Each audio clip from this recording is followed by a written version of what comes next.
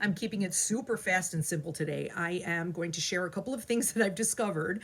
I am going to use these 4 colors for my whole face and one brush, which is the 3D brush. I'm gonna go straight in with my main shade actually. And you guys know that in my past videos, I always start with the under eyes, and I always started with a color corrector, with my Mango color corrector. But the past couple of mornings, I have been using this brush to do everything.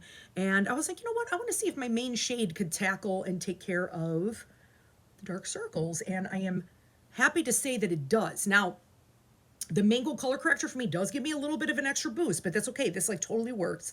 And that's my personal thing. I even go up above my eyelids too. So, because I have like that veining, a little bit of discoloration. But I was thinking, I was like, you know, many people don't necessarily have dark circles and issues with the under eyes like I do. So I was like, you know, this basic 4 is such a great place to start. And I definitely wanted to showcase that for you guys and show you that even I, with the issues that I have with my under eyes, I can actually accomplish a really nice coverage. So yeah, so I do go on my lids with the cream makeup, but I do use eye primer. And what I've been using lately is this CoverGirl like lid lockup. See if you guys can see that.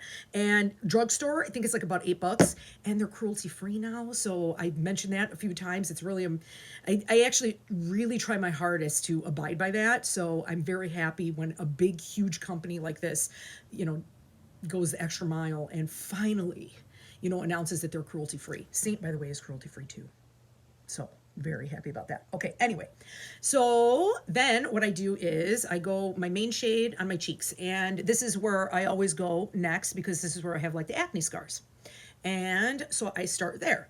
And I keep saying this is all customizable to each person, you know, so not only is my palette not going to be your palette, it's of course customized to your shades for your undertones, but also the way that you place it. You could do the traditional placement where people do their contour first, because everything is foundational coverage. Even your contour is foundational coverage. So you could do that 1 layer makeup.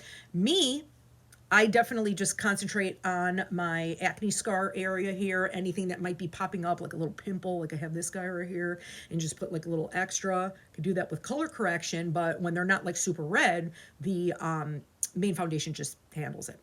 Now, I have a little bit of redness around my nose today, and it's not anything like too crazy, but what I'm going to do is not put the makeup like directly on any of my movable areas of my face, like my laugh lines and you know, anything that could possibly crease. So just whatever I had on my cheeks, I'll start to kind of move and migrate over, and that'll cover that. My upper lip, just so everything's uniform. Just a little bit. It's like trace amounts here. This is so fast. I would have been done already if I wasn't like talking this much. So the next thing that I start to do is I go into this contour. For me, this is Astoria, and it is going to be, I've been using it kind of like a bronzer slash contour. So it's very pigmented. So I start, like I put a couple of dots here, and then I'll go on my forehead. And normally, you guys know I love the Bella bronzer. And of course, like, you know, I could supplement and use my fluffy blush and bronzer brush, which I love this brush, especially for, you know, the bronzer. And, but right now I'm just going to show you these 4 colors. And I'm using this, like I said, like my bronzer slash contour, and it's been working like really well because it gives me definition, but it also gives me some color and dimension. I got to tell you, I'm having a love affair with this brush. I mean, so good. I already loved it, you know, because I had told you guys from before. I'm going to actually do my eyes too a little bit, because you guys know that I like to do like the creams on my eyes as well. And you see how pigmented that is. And just take any off on the back of my hand. That way I'm just going to give myself a little bit of shape in the crease, very thin. A little bit more just to make sure. And so then that way it just gives me a little definition in the crease, a little warmth, and that's it. So as I was saying, the dome shape. So I had mentioned before, Sigma has the same exact kind of brush, and I loved it. You know, I always have used it before, but I always used it to buff out, never to like really apply makeup. But now that I've been doing it with this, I am loving it. So now blush. So now that I did that over here, so I am going to use Frenchie today. So this is a peachy blush, really complements many, many skin tones, and I love it. I love this one. It's just like a nice, like peaches and cream kind of a color, like once you blend it out. So it's got like a peachy pink. And then Of course, you just put it on like any blush. And then I always like to go like around the temples, like I said before. So it's going to kind of bring everything up and do that warming up on the sides of the eyes, which is what I really love. And I do with my bronzer. Now, I'm also going to pounce some of this peachy pink on my eyes. And that also helps to kind of give that draping effect.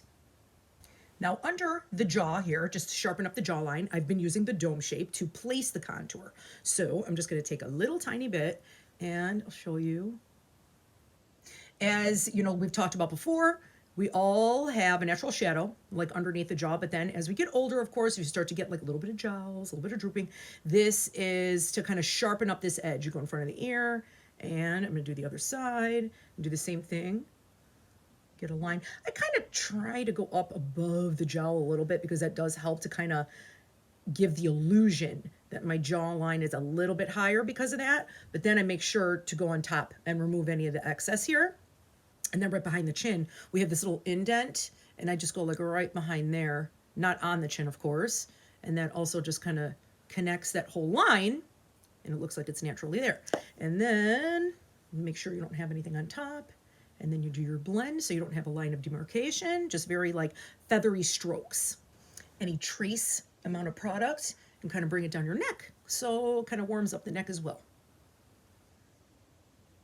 Very last thing, if you wanted to do a little bit of brightening, I'll take my brightening highlight and just very lightly go on my forehead there, and then a little tiny bit at my cupid's bow and a little bit on my chin. You could see that already, like because of the lights I'm in front of a window, it's already like bouncing off of those areas, and that's like natural highlight areas, but you can enhance it a little bit. Sometimes I'll put any trace elements like down my nose. I'm not getting like too crazy with my nose. I still have to venture into the contouring. I'll do it. I have to practice. I'm going to be practicing that. And yeah, so that's it. And then just kind of pounce in anything that, like if you went down a little too far with your contour, you could kind of bring up the brightening into it, and that will lighten up anything that might have been a little bit too crazy, you know, like if it went down too far. And it just gives like a really nice like brightening effect there. And then of course the lip and the chin. And then make sure that you don't have any excess cream anywhere, and just kind of pounce and remove. And seriously, that is it. That's what I've been doing for the past like couple of weeks. And I am like, wow. I mean, literally this brush, I'm doing like my whole face. And with the creams and stuff, it puts it on like really, really light, so it's not creasing. And especially because I had, you know, the eye primer on, not a problem. You could even put on a little bit of powder if you wanted to. You could even use this bunny tail, like with our vanilla dust setting powder, and, you know, pounce that on there too. And I haven't had any issues with gunking up my brush with powder, especially if you use something like light and like a really light veil of powder. Like it's so finely milled that it's not going to get like all like smashed into your brush. So you could start out with these 4 colors. You want to try the makeup. You want to see how everything is. All of the other extra products like the bronzer. I mean, I love the bronzer. I think everybody should get the bronzer because I mean, it's a beautiful tone, and I love the way that it places so sheerly, and you could build it up. I mean, it's a beautiful, beautiful formula.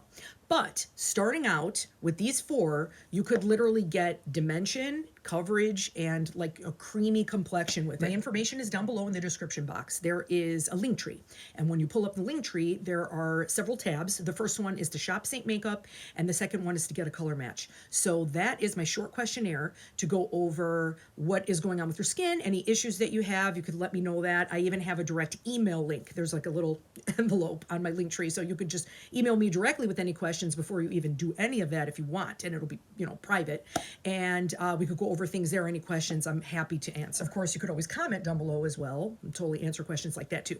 But getting back to the form, so anyway, so once you do that, and then you submit a makeup-free selfie with facing a window, and I have instructions on there too. It's super easy, but basically all it is for me to really see your skin tone so we could color match you properly, so all the makeup works really well. I have been blown away by the response that I've gotten from customers, new customers, and, you know, even I have a couple of friends that absolutely love this stuff, and I'm so happy because as an esthetician, I love to help others with their skin, and I've always been obsessed with makeup, and this has just been like really rewarding for me to do. And of course, like and subscribe. This also tells YouTube that you are looking for mature skin content. And I am really happy that there is a growing mature skin makeup and skincare community on YouTube. So the more that we engage and share, the more that YouTube knows that that is what you're looking for, so you could get even more recommendations for videos like this. So as always, have a wonderful day, a wonderful evening, whenever you happen to be watching this, and I will see you again next time.